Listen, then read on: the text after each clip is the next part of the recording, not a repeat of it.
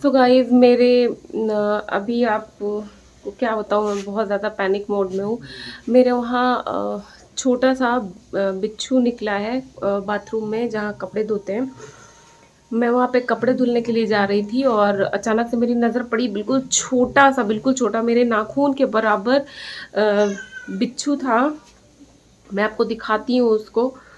मतलब मैं आज ज़िंदगी में पहली बार इतना छोटा बिच्छू देखी हूँ। मुझे नहीं पता था कि स्कॉर्पियंस इतने छोटे भी होते हैं, और अगर इतने छोटे होते हैं तो फिर ये बहुत ज़्यादा पैनिक की बात है, क्योंकि इंसान कहाँ कपड़े डाल रहा है, कहाँ मतलब सामान थोड़ा सा इकट्ठा हो जाता है, जैसे कि आप देख सकते होंगे।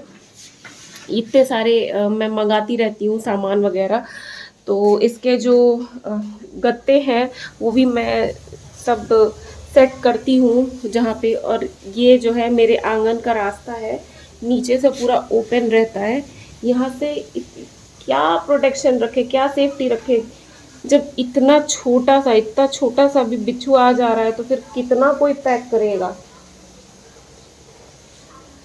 मैं बहुत ज़्यादा पैनिक मोड में हूँ गाइस, मैं समझा नहीं सकती। मैं बिल्कुल अभी शूट करके उठी हूँ वीडियो।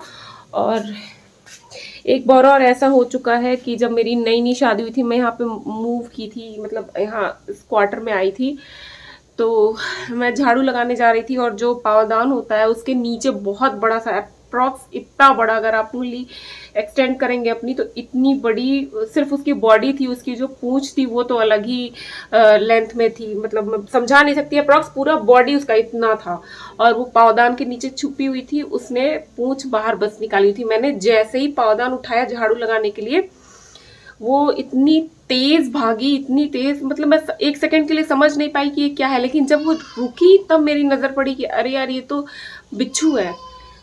तो गाइज अब बरसात का सीजन आ रहा है, अब स्टार्ट हो गया। मुझे सांप से उतना ज्यादा डर, मतलब कह सकते हैं कम लगता है जितना मुझे बिच्छू से लगता है, क्योंकि सांप एक टाइम को आपको दिख भी जाए गलती से, बट ये इतने ज्यादा ज्यादा महीन होते हैं कि इनको देख पाना भी, काट भी ले बच्चे को तो आप समझ नहीं पाओगे कि क्या हुआ है।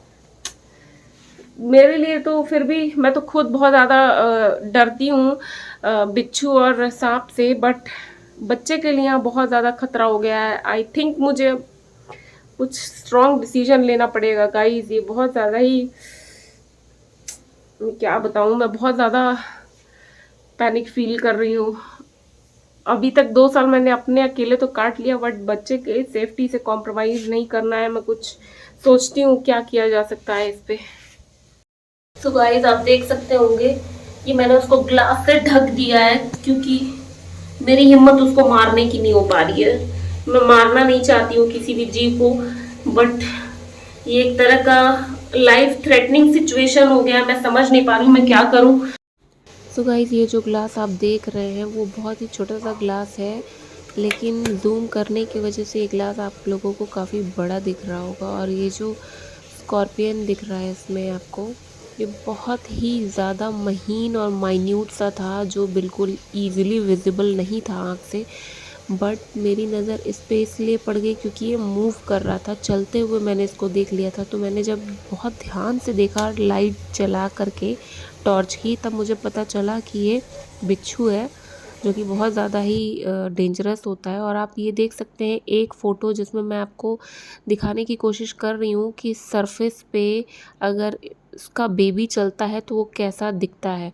ये आप देख लीजिए, मैंने गूगल से पिक्चर ले करके इसको सेट किया है इसमें, ताकि आपको आइडिया लग जाए कि ये कितने छोटे हो सकते हैं। ये एक वॉश बेसिन का फ़ोटो है जिसमें एक बिच्छू पड़ा हुआ है, और उसका आप साइज़ देख लीजिए। ये इतने ज़्यादा छोटे होते हैं कि ईज़िली विज़िबल नहीं होते हैं। हाँ, अगर ये मूव कर रहे हो तभी इंसान की नज़र जा सकती है, अदरवाइज़ अगर ये एक जगह टिक करके बैठे हुए हैं तो काफ़ी खतरा हो जाता है, क्योंकि इंसान देख नहीं पाता और ये डंक मार देते हैं, जो कि बहुत ही ज़्यादा खतरनाक बात है। इसीलिए मैंने रिस्क नहीं लिया अपने बेबी के साथ। मेरे बेबी के कपड़े में था ये, कई सारे थे। सो गाइस मैंने बेबी के कुछ कपड़े रखे हुए थे बाथरूम में शाम को धुलने के लिए, बट मुझे समय नहीं मिल पाया था। इस वजह से मुझे जब भी टाइम मिला रात में, मैं कपड़े धुलने के लिए जब जाती हूँ तो मैंने देखा कि बाथरूम में एक जो है बेबी बिच्छू मूव कर रहा था, वो कपड़ों की ओर जा रहा था। तो मैं डर गई। उस टाइम तो मैं नहीं समझ पाई कि ये बिच्छू है, बट जब मैंने टॉर्च जला करके देखा फ़ोन का, तब मुझे समझ में आया कि ये बेबी स्कॉर्पियन है जो कि कपड़ों की तरफ जा रहा था। तो मैं डर गई। मुझे अंदाज़ा हो गया था कि एक है तो शायद और भी हो सकते हैं, क्योंकि इनिशियली ये जो बेबी स्कॉर्पियंस होते हैं ये ग्रुप में होते हैं। तो जब मैंने कपड़े को एक डंडे की हेल्प से चेक किया तो उसमें से काफ़ी सारे स्कॉर्पियंस निकलने लगे, बेबी स्कॉर्पियंस, जिसको देख करके मैं बहुत ही ज़्यादा पैनिक हो गई। मैंने आपको भी बस एक ही ग्लास से ढक करके स्कॉर्पियन दिखाया, बट वहाँ पे बहुत सारे थे जो इधर उधर फैल गए थे। तो गाइस, मैं मारना तो नहीं चाह रही थी, बट मैं क्या करूँ, मेरी मजबूरी थी। मुझे बोरिक एसिड का सल्यूशन था मेरे पास, वो स्प्रे करना पड़ा ताकि वो वहाँ से हट जाए। बट वो बेबी स्कॉर्पियन थे, वो लड़ नहीं पाए उस सॉल्यूशन से और शायद वाइप ऑफ हो गए, यानी वहाँ से मतलब ख़त्म हो गए। मैंने धुल दिया था वो पूरा बाथरूम ही बोरिक एसिड से।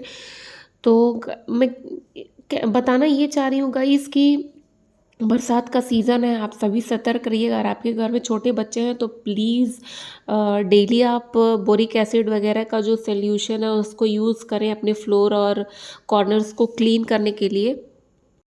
दोस्तों, बरसात का सीज़न चल रहा है तो आप भी अपने घर में बोरिक एसिड या बोरैक्स पाउडर ज़रूर रखिए। इससे जो स्कॉर्पियंस होते हैं वो आपके घर में नहीं आते हैं और ये ह्यूमंस के लिए भी बिल्कुल सेफ़ होता है। मैं भी अपने क्वार्टर में रखती थी, मैं 2 साल से उस क्वार्टर में रह रही हूँ। मैंने भी इसका बहुत भरपूर प्रयोग किया था। मैंने इस चीज़ को देखा भी कि हाँ, स्कॉर्पियंस जितना पहले निकलते थे यूज़ करने के बाद बहुत ही मतलब रेयर केस में ही निकलते थे। बट दिक्कत ये थी ना गाइस, उस टाइम तो मैंने कोऑपरेट कर लिया कि चलो ठीक है, निकलते हैं और कहाँ जाएंगे, जहाँ पे मैं रह रही हूँ वहाँ पे ग्रीनरी है तो वहाँ सांप बिच्छू तो निकलते ही हैं। बट गाइस, यहाँ पे अब बस मेरी ही बात नहीं रह गई थी, मेरे हस्बैंड की बात नहीं रह गई थी, यहाँ पे मेरा बेबी भी था। अगर उसके टॉयज़ में या कपड़े में जा कर के इतने छोटे छोटे बिच्छू बैठ जाते हैं और उसको डंक मार देते हैं, तो बच्चा क्या बताएगा, क्या बता पाएगा? कुछ भी नहीं बता पाएगा और वो कंटिन्यूअस दर्द से रोएगा, चिल्लाएगा। हम उसकी ट्रीटमेंट किस चीज़ की कराएंगे जब हमें रीज़न या कॉज पता ही नहीं होगा। एक जो एडल्ट इंसान होता है उसको बिच्छू डंक मार दे तो एटलीस्ट वो अपनी बात कह सकता है कि हाँ, मुझे इस चीज़ ने काट लिया या डंक मार दिया। बट बच्चा क्या बताएगा? बच्चे को कहाँ काटा है, बच्चा इतना भी समर्थ नहीं होता है कि वो बता दे कि मुझे यहाँ पेन हो रहा है। मेरा बच्चा इतना छोटा सा था, इसलिए गाइज मैंने बिल्कुल भी रिस्क नहीं लिया।